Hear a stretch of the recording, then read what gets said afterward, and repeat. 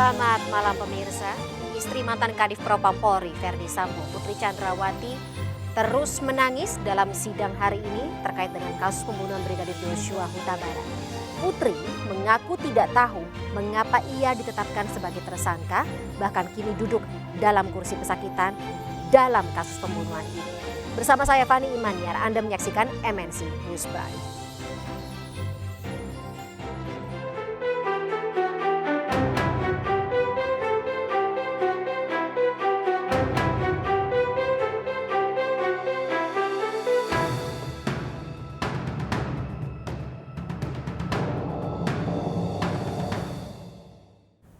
Pemirsa, sidang tuntutan terhadap terdakwa kasus pembunuhan berencana Brigadir Yosua, Richard Eliezer, diputuskan untuk ditunda. Pembacaan tuntutan akan dilakukan pada pekan depan. Pengadilan Negeri Jakarta Selatan hari ini kembali menggelar sidang lanjutan kasus pembunuhan Brigadir Yosua. Sidang beragendakan pembacaan tuntutan terhadap terdakwa Richard Eliezer atau Baradae yang sedianya dilakukan pada hari ini. Namun, jaksa penuntut umum terpaksa menunda dan menjadwalkan persidangan akan dilakukan pada pekan depan. Pasalnya, jaksa masih membutuhkan keterangan terdakwa lain, yakni Putri Chandrawati, yang masih harus menjalani pemeriksaan. Karena berkas perkara ini satu kesatuan, karena belum ada satu pemeriksaan keterangan terdakwa Putri Chandrawati yang sejauhnya hari ini akan diperiksa, kami minta waktu untuk membacakan tuntutan tunda 1 minggu. Saudara penasihat hukum. Terima kasih majelis. Kami pada prinsipnya adalah mengikuti dari apa yang menjadi ini jaksa penuntut umum. Baik. Terima kasih. Oleh karena tadi alasan dari jaksa penuntut umum, saudara terdakwa bahwa kesaksian atau keterangan terdakwa Putri Chandrawati belum masuk dalam surat tuntutan saudara, maka jaksa meminta waktu untuk ditunda. Majelis memberikan waktu 1 minggu dari hari ini, jadi minggu depan persidangan yang akan datang adalah jaksa penuntut umum untuk membacakan tuntutan bersama-sama dengan terdakwa yang lain. Sidang tuntutan Richard Eliezer yang semula dijadwalkan hari ini ditunda hingga pekan depan. Namun demikian, LPSK berharap Richard sebagai justice kolaborator akan mendapat hukuman paling ringan dibandingkan para terdakwa lainnya sesuai dengan aturan undang-undang. LPSK berharap jaksa penuntut umum memperhatikan ketentuan dalam undang-undang bahwa dalam Undang-Undang Perlindungan Saksi dan Korban Undang-Undang Nomor 31 2014 itu sudah ada beberapa ketentuan tentang pemberian penghargaan kepada justice kolaborator atau saksi pelaku yang bekerjasama. Satu, yaitu dia bisa dipidana percobaan. Gitu. Kedua, dia dapat pidana yang khusus. Ketiga, atau dia dipidana yang pidana paling ringan di antara para pelaku. Ya. Saya pikir sebaiknya jaksa dan hakim tidak ada keraguan untuk mempidana di antara pidana 3 tadi. Ya. Karena hal ini penting. Bukan hanya untuk pengungkapan perkara ini, tetapi juga menjadi pelajaran untuk perkara lainnya. Agar pelaku-pelaku lainnya dan pidana yang lain itu punya motivasi untuk bekerja sama, untuk mengungkap perkara. Ya. Jadi pentingnya putusan ini bukan hanya untuk Baradae, bukan hanya untuk pengungkapan kasus pembunuhan Joshua, tetapi juga untuk pelajaran ya, dan juga motivasi, stimulus buat pelaku tindak pidana lainnya bekerjasama dengan aparat penegak hukum. Ya, meski sidang tuntutan Eliezer ditunda, sidang pemeriksaan terdakwa Putri Chandrawati tetap dilanjutkan. Putri tak kuasa menahan tangis saat dirinya menceritakan saat-saat jelang dugaan tuduhan pelecehan seksual ini dilakukan oleh Brigadir Yosua.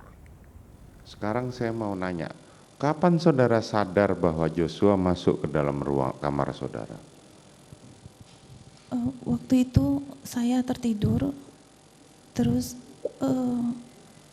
terdengar bunyi kayak pintu dibuka keras, kayak gruk gitu. Terus saya membuka mata saya. Nggak perlu diceritakan semua, saya cuma pengen tahu waktunya. Kan saudara sudah memberikan keterangan kemarin ya? Yosua sudah ada di kamar, di sebelah saudara. Di dekat kaki saya. Di dekat kaki saya. Di dekat kaki saudara, oke. Kemudian seperti yang saudara terangkan di keterangan saksi kemarin ya, pada waktu saudara menjadi saksi. Selanjutnya saudara menghubungi Richard. Iya, yang Betul ya? Bukan Pada waktu saya. itu kan Susi naik dulu ya? Waktu saudara jatuh terduduk itu? setelah saya jatuh duduk, saya tersadar ketika Susi memegang kaki kanan saya. Dia menggoyang-goyangkan kaki saya.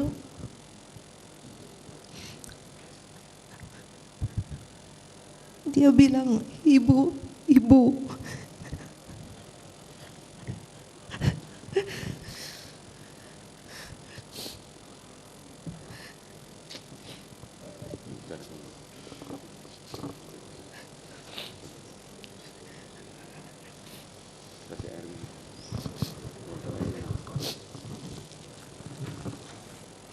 Bawakan air minum. Bawakan air minum. Lalu saya membuka mata saya. Saya menangis. Ya, di akhir kesaksiannya sambil menangis, Putri Chandrawati meminta maaf kepada para anggota Kepolisian Republik Indonesia yang terdampak dalam kasus pembunuhan Brigadir Yosua. Tapi Putri tidak meminta maaf kepada keluarga Yosua. Dan juga saya ingin meminta maaf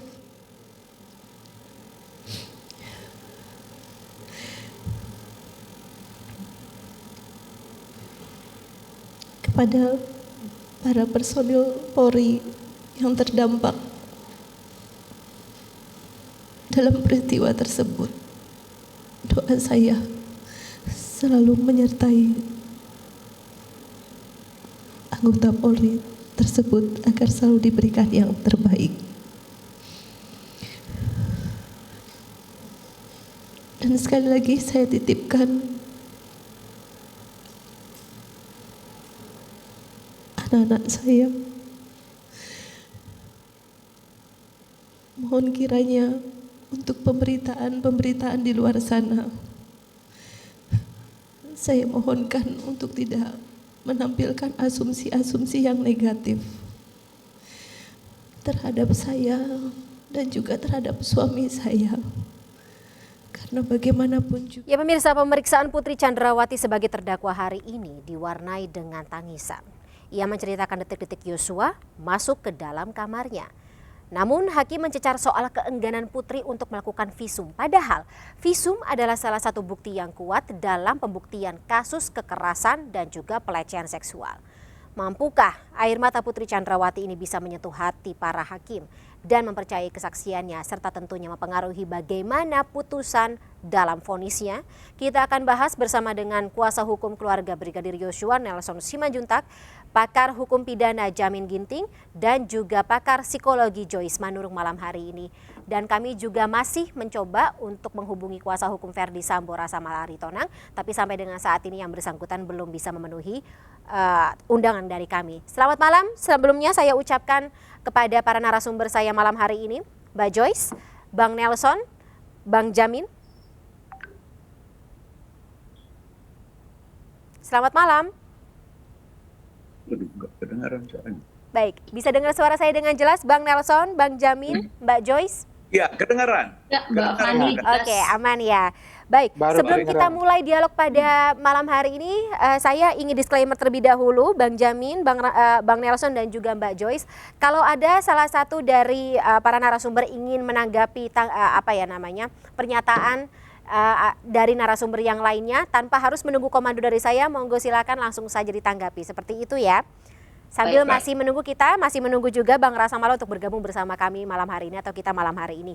Saya ke Bang Nelson terlebih dahulu. Bang Nelson, sudah mendengar kesaksian apa saja atau poin-poin apa saja yang disampaikan dalam kesaksian Putri Chandrawati hari ini yang sebagian besar diisi oleh tangis dan juga air mata. Apa yang bisa Anda tangkap? Terima kasih, selamat malam. Sebuah lagu tahun 70-an judulnya Rain and Tears. to the many of fun, itu dia ya. Jadi air mata ini air mata macam mana lah mau saya bilang. Air mata buaya maksudnya Bang? Ya, kata lagu itu ya. Baru kata Ahmad Albar, mari kita lihat satu-satu ya. Kalau korban perkosaan ini kan delik biasa ini. Kalau nggak salah di pasal 285, ya mau ngadu-ngadu aja lah. Ini udah berapa bulan ini? Udah 2 tahunnya. 2022, 2023, 2 tahunnya. Kok mengadunya sekarang gitu loh. Kedua, korbannya udah mati. Di beberapa peraturan pemerintah, kalau sudah korban selesai, habis sudah ya. Kalau ditarik dari sana. Yang ketiga, dari mulai Juli kita masukkan LP. Aduh, ini sudah jelas pembunuhan perencanaan, bukan pembunuhan, bukan pelecehan seksual, dan ini sudah ditutup habis oleh kepolisian. Yang notabene beliau ahli kepolisian juga ya, habis sudah. Tapi ini mengarah kepada ya. Tapi Bang Nelson, hari ini kesaksiannya konsisten. Putri Chandrawati mengatakan bahwa ia dilecehkan secara seksual oleh Brigadir Yosua. Ada 2 hal ya. Pertama, peradilan tertutup, peradilan terbuka. Kalau mau nanggapi begini, kami tidak bisa memberikan mana itu kebenaran materialnya. Jadi akhirnya kita praduga-praduga saja. Hakimnya kita mendengar. Kalau yang kemarin jangan saya ulangi lagi. Jadi yang kebanyakan sesenggukan, air mata. Kalau mau, bagi saya, kalau kita penyidik kembali, masa kita nggak bisa nanya berapa besar jempolnya si Joshua yang menelunjuk ke sana kemari ya, jempolnya dulu loh. Nah, kalau Kamarudin bilang bagaimana? Ada alat bukti enggak? Ada enggak? Saya kutip, celana dalam, celana luar. Dibuktikan. Ketiga, di BAP itu apa yang tertulis? Diungkap dulu. Ini jangan sekarang di-create lagi sebuah BAP atau pemeriksaan ini. Kita nggak tahu ya. Udah jelas contohnya, Fanta Charlie, Fanta Sierra, Freddy Sambo, itu jelas membunuh 2 kali. Kenapa lari kemari lagi? Apakah modus lain ada?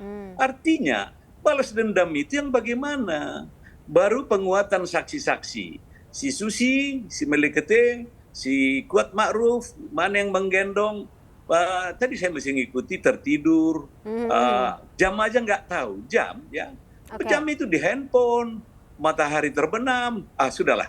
Agak rumit kita membuktikan ini, tetapi kami salah satu dari kuasa hukum yang tentunya tidak ada kaitannya ini untuk pembunuhan berencana pasal 340 maupun 338. Demikian. Baik.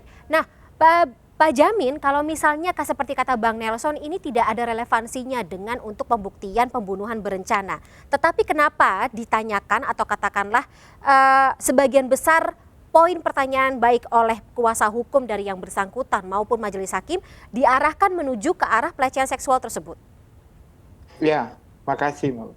Jadi pertama sekali upaya hukum yang dilakukan terkait dengan meringankan suatu perbuatan pidana adalah dengan menyebutkan adanya motif di atas perbuatan tersebut. Kenapa motif ini begitu penting bagi penasihat hukum? Karena untuk membuat pembelaan terkait sebenarnya nggak ada niat awal untuk membunuh, tetapi niat membunuh itu muncul karena ada pelecehan. Jadi konstruksi hukumnya seperti itu. Nah, apakah motif itu menjadi suatu hal yang sangat penting dalam suatu pembuktian dalam persidangan terkait dengan pembunuhan ini? Ahli sudah banyak menjelaskan. Ada ahli dari penasihat hukum yang katanya penting, ada ahli dari jaksa penuntut umum bilang bukan hal yang penting. Nah, dalam konteks ini, dalam pembunuhan, memang motif itu bukan merupakan Bestandelichten dalam konteks pidana, bukan unsur inti dalam suatu unsur-unsur 340 maupun 338. Sehingga itu hanya didasarkan kepada kronologi suatu perbuatan pidana untuk apa? Untuk menjelaskan kapan suatu perbuatan pidana itu dilakukan, di mana dilakukan. Dan itu biasanya digunakan dalam rangka pemberatan dan peringan hukuman. Jadi kalau pertanyaannya kenapa itu terus digaung-gaungkan sampai akhir keterangan terdakwa hari ini sampai ada suatu tangisan, ini membuktikan sebenarnya mereka masih konsisten terkait dengan motif dilakukannya pembunuhan tersebut adalah karena ada pelecehan. Walaupun sebenarnya hal itu bukan merupakan dasar untuk menghapus suatu perbuatan pidana. Hanya untuk meringankan. Nah nanti tergantung kepada majelis hakim. apakah dapat dianggap sebagai suatu kebenaran, sebagai suatu hal yang dapat dipertimbangkan untuk meringankan hukuman atau tidak. Oke. Nah, jadi itulah yang jadi keterangan. Dan perlu diketahui bahwa keterangan terdakwa itu tidak disumpah, jadi bisa berbohong. Menangis atau apapun itu bisa saja ketidakbenaran begitu. Jadi itu makanya bukan merupakan suatu dasar yang dapat diambil sebagai pertimbangan hakim, karena keterangan terdakwa adalah keterangan yang paling kecil nilainya dalam pembuktian karena tidak disumpah. Jadi setiap pelaku tindak pidana waktu memberikan keterangan di terakhir. Kenapa terakhir? Karena dipastikan banyak bohongnya, begitulah. Jadi sehingga tidak punya nilai pembuktian yang kuat dibandingkan dengan alat bukti lain. Jadi secara logika, apapun yang disampaikan oleh terdakwa dalam persidangan ini akan menjadi faktor yang paling kecil lah bagi majelis hakim untuk menentukan besaran dari putusannya, begitu ya Pak Jamil? Ya, karena di pasal 184 itu keterangan terdakwa itu alat bukti paling terakhir, ya, paling kecil nilainya. Jadi memang kalau terdakwa nggak bisa dipaksakan jujur, karena namanya ibarat kata pencuri nggak mungkin ngaku gitulah. Jadi maka apapun yang diomonginnya dalam suatu keterangan dianggap itu keterangan dia sendiri, pasti dia banyak bohongnya begitu. Baik. Nah, Mbak Joyce, kalau misalnya melihat bagaimana terdakwa menyampaikan kesaksiannya hari ini, begitu banyak air mata yang dikeluarkan, lebih banyak daripada persidangan-persidangan yang sebelumnya ia jalani begitu. Tetapi di sini kita juga melihat ada hal yang kontradiktif ketika, ya ini lagi-lagi saya minta dari perspektif Anda sebagai ahli psikologi, ketika seorang korban pelecehan seksual datang untuk menyampaikan apa yang dia alami gitu. Walaupun kita tahu dalam undang-undang yang berlaku di negara ini kita seharusnya berpihak kepada korban ya. Tetapi apa yang bisa Anda lihat dari kesaksian yang muncul dalam persidangan yang disampaikan oleh Putri Chandrawati yang mengaku sebagai korban, dengan bagaimana peran dia dalam konsisten untuk menyampaikan kenyataan atau fakta yang dia alami atau dia akui dia alami? Baik, Mbak Fani. Ini 2 poin sebenarnya ya. Kalau kita melihat korban kekerasan seksual, terutama korban pemerkosaan, ini bukan sederhana gitu. Korban pemerkosaan itu punya dampak yang sangat signifikan gitu. Mulai dari pertama munculnya rasa malu, takut, marah, cemas dan sebagainya, hingga kemudian hilangnya penghargaan pada diri, tidak berasa ingin hidup kembali dan sebagainya. Dan jika ini tidak dikelola dengan baik, akan bisa memunculkan yang disebut dengan gangguan stres pasca trauma, PTSD namanya. Nah, ketika seseorang mengalami ini, secara visual perilakunya tidak akan mudah ditunjukkan dengan misalnya tegak duduk, tegak berjalan, mudah menceritakan sebuah peristiwa, atau mudah menjawab atau meresponi pertanyaan atau pembicaraan. Dalam konteks ini bahkan lebih lanjut, jika seseorang mengalami PTSD dan tidak dikelola dengan baik, ada beberapa kemungkinan dia mengalami disosiasi namanya, termasuk juga depresi ya. Nah, disosiasi ini artinya ada pelepasan dari dunia nyata, sehingga yang bersangkutan ada kalanya tidak mampu untuk mengelola dunia nyata, sehingga yang dia sampaikan bukan halu, namanya disosiasi. Jadi tidak disadari untuk bisa ajak pada dunia nyata begitu. Jadi bisa jadi yang disampaikan pun sesuatu yang memang muncul dalam pikirannya saja. Nah, itu ekstrimnya. Nah, untuk menentukan ini perlu dilakukan sebuah pengukuran psikologis gitu. Nah, lalu yang kedua bicara soal tangis. Tangis ini kan atau menangis sebuah peristiwa yang alamiah, dialami oleh semua manusia dan bisa dipicu oleh berbagai kondisi. Jadi belum tentu bahwa satu konteks peristiwa itu akan bisa memunculkan sebuah tangisan yang katakanlah ya ekstrim seperti itu. Jadi bisa jadi tangis ini dilatar belakangi oleh sejumlah peristiwa lain yang muncul, misalnya sebelum persidangan, atau kondisi fisik yang bersangkutan, atau misalnya ada sebuah momen yang terjadi yang sifatnya emosional yang kemudian bisa memicu beban emosinya dan akhirnya ditambah lagi dengan peristiwa-peristiwa dalam persidangan. Ketegangan, ketakutan, stres ini bisa menambah porsi atau intensitas tangisan tadi. Oke, kalau yang Anda lihat dalam persidangan hari ini Mbak Joyce, air mata itu sudah masuk dalam level ekstrim kah? Ya, kalau kita sebut ekstrim kita mesti melihat dari momen-momen sebelumnya. Namun kalau kita lihat dari bahasa tubuh saja ya, ini kan bahasa tubuh inferior. Inferior itu bukan berarti bahasa tubuh memang mengalami peristiwa itu, belum tentu. Namun tidak berdaya, takut, kemudian tidak punya kekuatan untuk menghadapi situasi yang sedang dia lihat dan sebagainya. Nah, yang menarik bahasa tubuh seperti ini kecenderungan dimunculkan di setiap persidangan ketika yang bersangkutan disidang secara individual sendiri gitu. Nah, muncul bahasa tubuh seperti ini. Jadi apakah memang ini sebuah mekanisme yang ditunjukkan untuk melepaskan tadi ketakutannya, kecemasannya, termasuk tadi tangisan. Nah, kalau tangisan ini kita lihat dari awal sampai akhir muncul, tadi saya katakan perlu dicek bagaimana situasi sebelum persidangan atau beberapa waktu sebelum itu, apakah ada yang sifatnya juga signifikan sehingga bisa memunculkan secara langsung tangisan tersebut. Oke, nah Pak Jamin, majelis hakim bisa tidak mengecek yaitu tadi kondisi sebelum sidang, kemudian mencocokkan dengan ketika dia sidang dan setelah sidang gitu untuk tadi memetakan bagaimana kondisi psikologis dari si terdakwa ini atau ya mungkin kalau saksi juga ada yang berlaku seperti itu gitu untuk bisa tadi ya bagaimana ya memapping seperti apa kekuatan dari kesaksian atau apa yang diucapkan dalam persidangan? Ya, dua hal berbeda, apakah terdakwa sebagai saksi untuk keterangan kepada terdakwa lainnya atau untuk dirinya sendiri.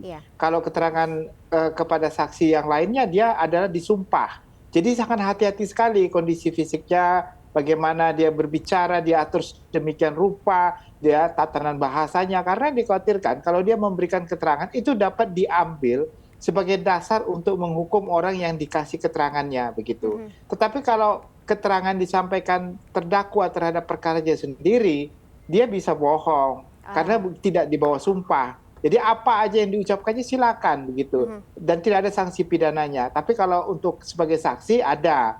Nah, bagaimana hakim menilai apakah kejiwaan orang itu tidak menjadi dasar pemikiran hakim.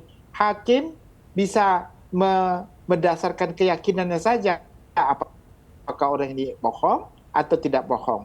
Kalau dia bohong dan di bawah sumpah ada ancaman pidana. Tapi kalau keterangan sebagai terdakwa mau bohong apa saja, dia cerita apa saja, hakim ya bisa ada diambilnya, bisa enggak. Jadi dia tidak mementingkan apakah orang ini lagi bersandiwara atau tidak bersandiwara waktu dia memberi keterangan sebagai terdakwa, itu bukan merupakan alasan bagi hakim untuk memastikan dia bersandiwara atau tidak. Dia cuma oke, kamu dengar, tapi dia sudah punya pegangan. Makanya pegangannya itu pada keterangan saksi-saksi sebelumnya. Ini yang terakhir bisa diabaikan. Ya, bisa diabaikan begitu. Baik. Nah, berarti pertanyaannya untuk Bang Nelson, ketika kita melihat ada kemungkinan Putri Chandrawati ini apapun akan dilakukan begitu untuk ya katakanlah mengambil simpati karena ini adalah satu-satunya kesempatan dia terakhir untuk memperingan hukuman yang apapun hukuman yang akan ditimpakan kepadanya. Dan hari ini pun juga ketika Putri Chandrawati meminta maaf, dia menyampaikan permintaan maaf tersebut ke hampir semua pihak yang terlibat kecuali kepada keluarga atau katakanlah Brigadir Yosua sendiri. Tapi tahan dulu jawabannya Bang Nelson, Bang Jamin dan juga Mbak Joyce. Kita akan sambung lebih dalam di segmen berikutnya. MNC News Prime akan kembali sesaat lagi pemirsa, tetaplah bersama kami.